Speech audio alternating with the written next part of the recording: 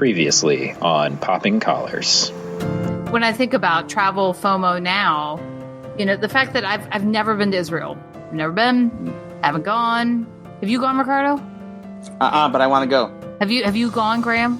Yes, I've been there. Okay, have you gone, Liz? No, and I'm not particularly interested. Okay, fine. I'm not even talking to you anymore. You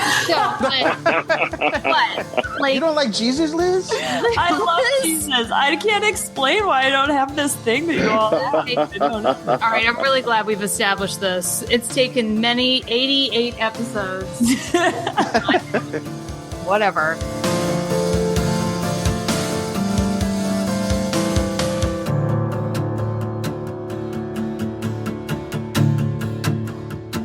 Welcome to episode 89 of Popping Collars, the podcast that lives at the intersection of religion and pop culture.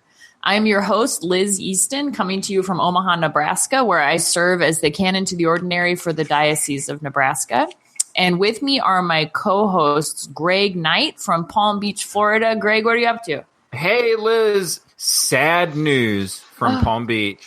Yesterday was my very last movie pass movie. I have canceled my subscription, and so The Meg wins as the last movie pass movie because it was the only movie that Movie Pass would let me check into. So The Meg, who knew? How was it? The end of an era. It was horrible. Wow. Oh man, R.I.P. Movie Pass. Not with a bang, but a whimper, huh? With me also is my co-host Ricardo Avila from Los Gatos, California. Ricardo, what are you up to? Hey, Betsy, I'm not Betsy. Oh my God! Whoa! We all sound alike. Whew. Liz! How could I forget? Liz, who I'm going to be traveling with in a few weeks. Liz, I am the rector of, let's see if I can get this right, of St. Luke's Episcopal Church in Los Gatos, California, just southwest of San Jose. And I have just gotten back from a week-long spiritual retreat. I am looking forward to going with my friend Liz Easton to see, we haven't introduced the topic yet. So Okay, we'll do it. We'll do it later. We'll do it in a minute. Okay. And we are super excited to welcome our special guest on this episode, Marshall Keith Shelley, who's the rector of St. Peter's Episcopal Church in Spotswood, New Jersey. Marshall, what are you up to right now? How's it going? I'll tell you, in New Jersey, it's wet. We've had incredible rain. Actually, the Jersey Shore is flooded right now, and luckily we're a bit more inland than that, but it's been very damp. Yeah, I'm worried about my garden mostly. Yeah. But other than that, it's been lovely. I'm on sabbatical, so. Marshall, you have a garden in the Garden State. I have a garden in the Garden State, and the Garden State is actually very lovely, even when it is raining. So. Well, in this week's episode, we are returning to the font of rock and roll where we've been before, and we're considering Jersey's own Bruce Springsteen as our topic tonight. And I've got to say that I'm not a super huge Springsteen fan, but the topic of this episode is maybe more than a little bit self-serving. Ricardo sort of hinted at this in the intro, but next week, Ricardo and I are going to New York to see Springsteen on Broadway. Yep. So I've spent a lot of this summer kind of doing a deep dive into the Springsteen songbook and also reading his really beautiful memoir that came out recently and watching some live footage and interviews. So it's kind of been a Springsteen summer for me. And while I'm not a super fan necessarily, I do really like the boss, and I've always had an appreciation for him, I think. And fans of this show will know that I really love American folk music, and also that I really love pop culture that considers the topic of work. That's come up as a theme over and over again. As I told someone recently, the Benedictine in me has cultivated a pretty high theology of work. And I think that that's something that Springsteen and I have in common. In addition to his songs about labor and about American industrialism, he himself has a really incredible work ethic that he has sort of pointed in the direction of rock and roll. And that, to me, was one of the most touching parts of his memoir, Born to Run, which I highly recommend. So anyway, I think that it's not a huge stretch to see the connection between Springsteen's music and, if not religion directly, then a kind of religious imagination. So themes of labor, justice, redemption, hope, these are all major themes in Springsteen's writing, and they're also major themes in the Catholic social teaching that he would have encountered as an American Catholic growing up in the 50s and 60s. So let's just get the conversation started with a real honest check-in question, which is, do you like Bruce Springsteen? What is your Springsteen connection?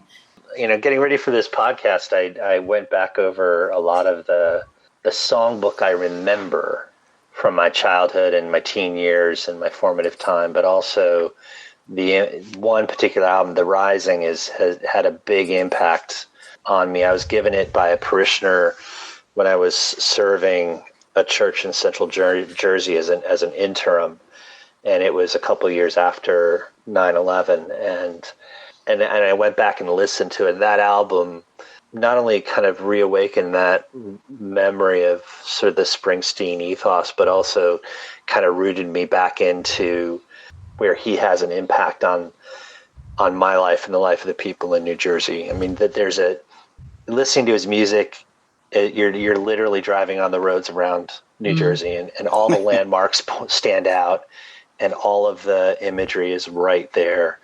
What about you, Greg?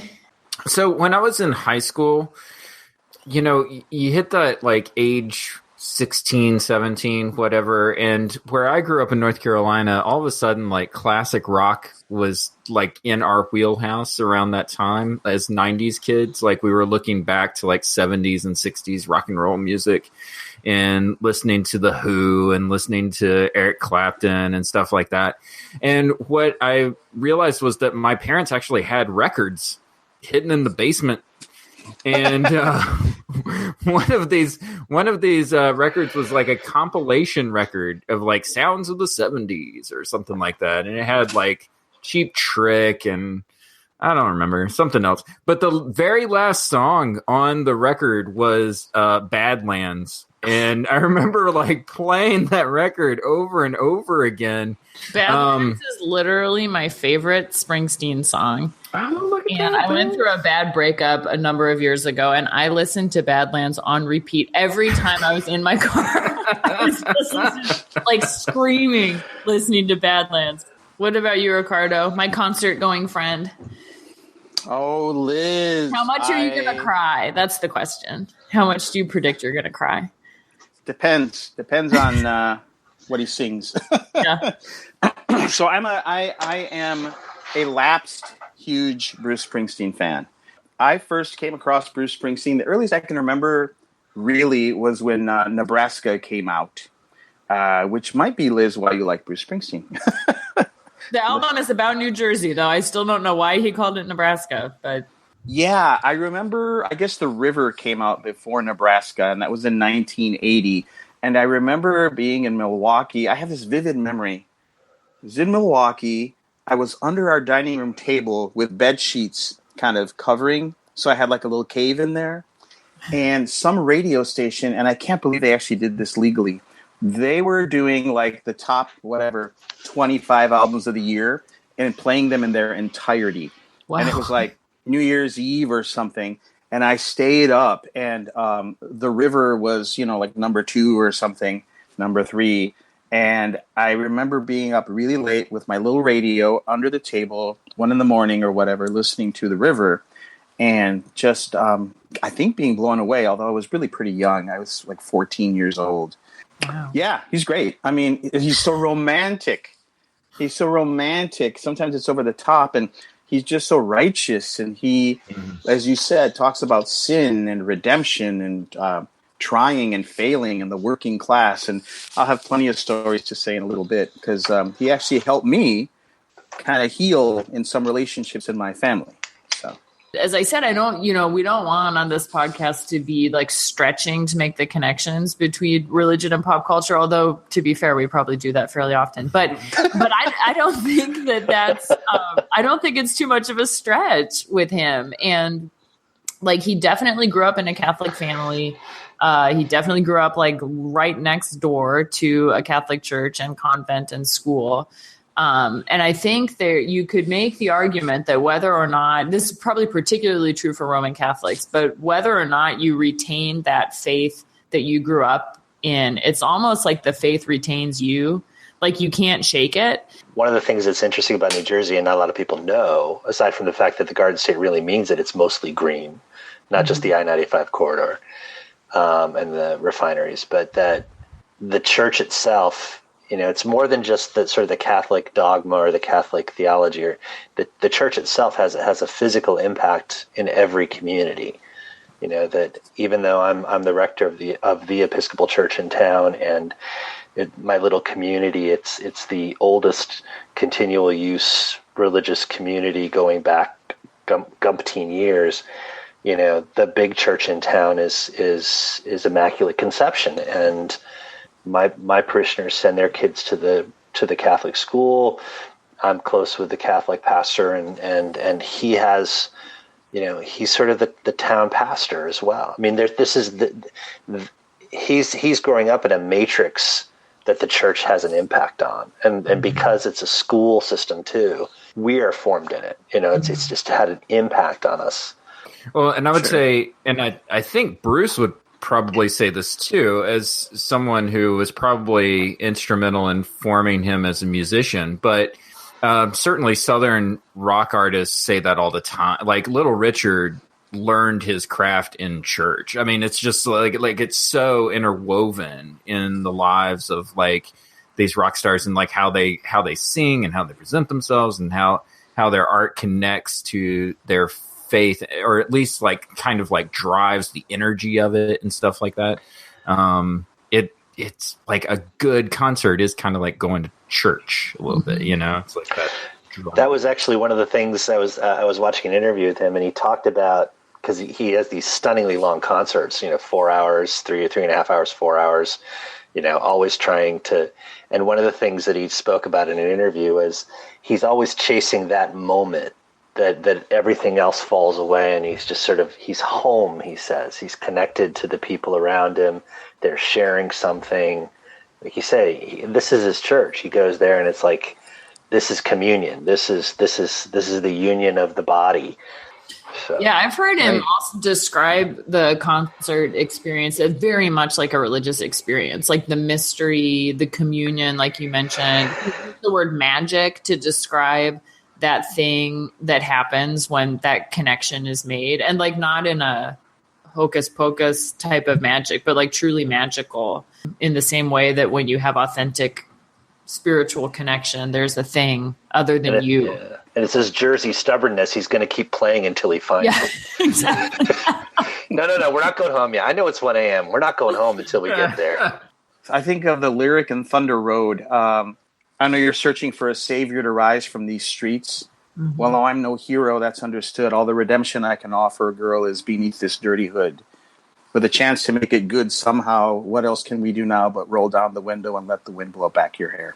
So he's got that idea of like you were saying, Marshall, we're going to keep going at this until we find the redemption, or we find the moment of transcendence, or, you know, life all around us is difficult and hard and disappointing and tragic. But, you know, he's got that romantic thing. I call it romantic, that won't give up. Mm-hmm. Mm-hmm. So I appreciate that. So I picked up a book. I can't even remember how I heard about this, but it's a book called They Can't Kill Us Until They Kill Us. And it's a collection of essays by a writer named Hanif Abdurraqib. He's a cultural critic, so a lot of his essays are about music. And he does an essay about going to see Bruce Springsteen. And I think it's on the tour recently. He did The River. But the name of the essay is A Night in Bruce Springsteen's America. And the first sentence is, to watch Bruce Springsteen step onto a stage in New Jersey is to watch Moses walk to the edge of the Red Sea. So confident in his ability to perform a miracle, to carry his people to the promised land. And then a few paragraphs later, it says, whether or not the preacher himself intends this, in the church of Bruce Springsteen, it is understood that there is a singular America, one where there is a dream to be had for all who enter, and everyone emerges hours later closer to that dream. Really quickly, that last part about that read to me as kind of cynical, that there's a singular America, which is probably true from his perspective. But to me, the most of his music is not about getting closer to that dream. It's more about like the dream not coming true or the dream forsaking you somehow. And it's sort of, a lot of it is about kind of crushed dreams. American dreams. Remember that episode that we had, I think you hosted it, Ricardo, where Paul Fromberg was on and we were talking about romance movies, and he was saying something about like there's something about the struggle that comes in romance. Like it doesn't have to be like this happy ending. Like there can be a struggle and it's a romantic story, and sometimes the romance is in the struggle. I mean, that's what Bruce's music kind of makes me think of, is this idea of this romantic struggle. But and also every Frank Capra movie ever made. Yeah. So. But also, and when we were talking about the American Dream, the wrestling fan in me, started thinking of Dusty Rhodes, The American Dream. Yes, one does. Because that's exactly where my brain goes to. But Dusty Rhodes, his best promo ever in wrestling was a promo called Hard Times. If you look it up on YouTube, it's great. But he talks about coming back from injury, and he's going to come back and he's going to take on Ric Flair for the World Heavyweight title. The way that he does it is by saying, you put me out of work and you put me on the shelf, but there are people in this country who have hard times too. There are people who are out of work and who have been laid off from the plant. And the foreman, wow. Gave him a gold watch, kicked him in the butt, and said, "A computer took your job, Daddy." That's wow. hard times. And, he makes this appeal, and there's this real kind of romantic longing to the loss and the suffering. And it's like, yeah, hard times. That's what I've had, like and Wrecking Ball. All of that. Yeah. And it just like creates this cathartic. And at the end of the promo, like Dusty Rhodes is like reaching out. He's like, "I want your hand to touch my hand." And he's like doing and it's just great. Take me to church. But it's built around that romantic notion of suffering and like hard times and stuff like that. And I think Bruce kind of taps into that too a little bit. Greg, what a world you live in. All roads lead to the ring. That's great. I just sort of want to reiterate it, that there is sort of this underlying and not so underlying, to me, recurring motif about failing and sinning and needing to be redeemed. And I like that he makes it about life. Like he doesn't couch it, as you guys were saying, I think earlier, he doesn't couch it in religious language. I sinned and I must be forgiven by Jesus Christ, my Savior. There's just a lot of falling short. And there's a lot, he finds redemption in racing in the street. So my favorite Bruce Springsteen album is Darkness on the Edge of Town. But especially in Darkness on the Edge of Town, there's apocalyptic, streets of fire, darkness on the edge of town. But there's also like the promised land. And I think that's got, obviously it doesn't have to have religious overtones directly, but what I hear in that is a search for meaning and a search for just saving yourself. Yeah, and the thing that always moves me about, when again thinking about this in terms of the context of faith and religion and the impact that his pop music has on us, is that redemption itself is a very grown up concept for the music he proclaims. Like this is not. This is not the redemption of an altar call and a wipe the slate clean and start over. Isn't it great? You get a little orange card with a little guy getting out of jail free moment because you said hey to Jesus. It's this deep, heavy. Heavy is the wrong word because he plays a light tune to it, but it's this deep, profound awareness that there's a brokenness down way deep in the soul, and when you let it out and you offer it and share it, you find a place of both connection and release. As I was looking at the discography and sort of saying, it's like so many of these things take us to this little liminal place. I always think of St. Paul when I hear him both talking and singing, is like, here's a guy who's been there, done that, blessed with so many good things, talent, opportunity, skill, dogged determination, will, strength, resolve, ability to bear pain and turn it into something else, and then offering it back. I'm all these things, but here's this back to you. Mm-hmm. Here's this, and redemption itself is, there was a thing in the interview I watched where he's talking, it was good to be 23 and driving around in a car and playing in bars all over New Jersey, but here's a kid who picks up a guitar, and here's a kid who tries to write a song, and here's a kid who has a band, and here's a kid who has a demo, and the demo sells a little bit. And he talks about all these things where he keeps hitting the lottery on opportunity, but he's never free from that sense of, but the reason I'm here is because of this sacrifice that this broken piece, that the two ends that never quite meet, and probably won't in this life. I resonate to that, Yeah, that preaches for sure. Can I just say that the E Street Band is kind of the most unusual looking rock band you've ever. I mean, Clarence is amazing, like saxophonist, but then you're like, what's saxophone doing in a rock band? It's like the Rolling Stones didn't have a saxophonist. Like, what's going on? And then you see Max Weinberg just looking so buttoned down, like in a holding golf down shirt. the drums, and it's like Stevie Van Zandt. I mean, everything just looks really weird when the E Street Band is involved, but it all kind of makes sense. It's like Nils Lofgren's in like this. Nils Lofgren is in this post-apocalyptic. I've got all these headbands and rags tied around every extremity of my body as I run around behind it. I mean, it does have a patchwork kind of quality to it, and I think that kind of speaks to what you're talking about. That idea of this Pauline kind of approach to this thing is like, well, I'm just going to make a community out of whatever I find. we'll just see what we come up with.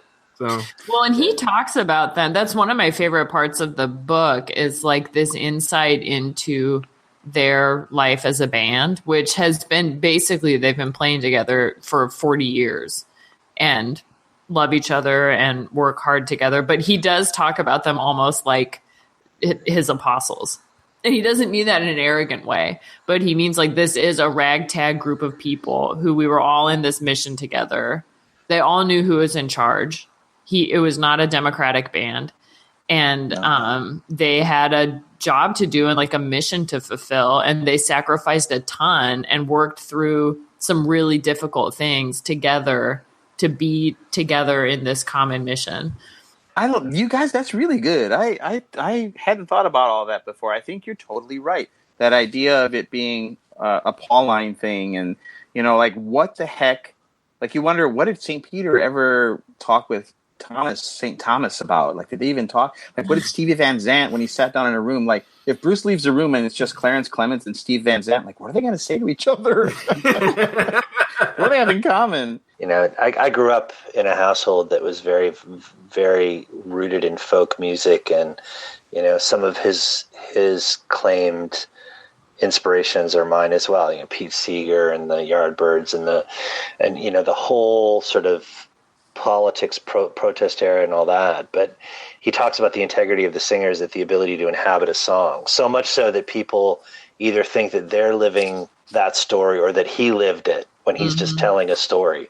And he says that's the thing you have to do. You have to get into that space and do that. But again, recognizing the cost of that proclamation, bringing it back around to the Jesus moment, is that, he has all of this in his toolbox, and he's going to bring that to bear, and his desire to connect, because he can't, again, he struggles to connect to himself, to the people that he's most intimate with. So he does that with this stadium of 50,000 people. My father is immigrant. My parents are both, they emigrated from Mexico in the 50s, and my dad worked at U.S. Steel in Chicago.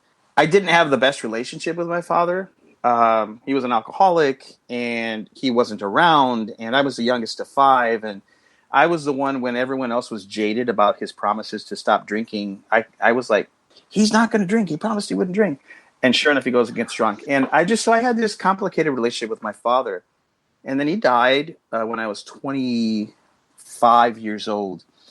And sometime after that, I still had anger towards him. I remember hearing the song Factory, also on Darkness on the Edge of Town. It's like, it's about a man who gets up early in the morning, hears the factory whistle blow, goes there, is deadened basically to life because he has to raise his family. And I started bawling. I mean, it's the first time I ever cried about my father, and it was because of listening to that song. And it's not even that great a song, but it made me understand my father in a way that I couldn't on my own.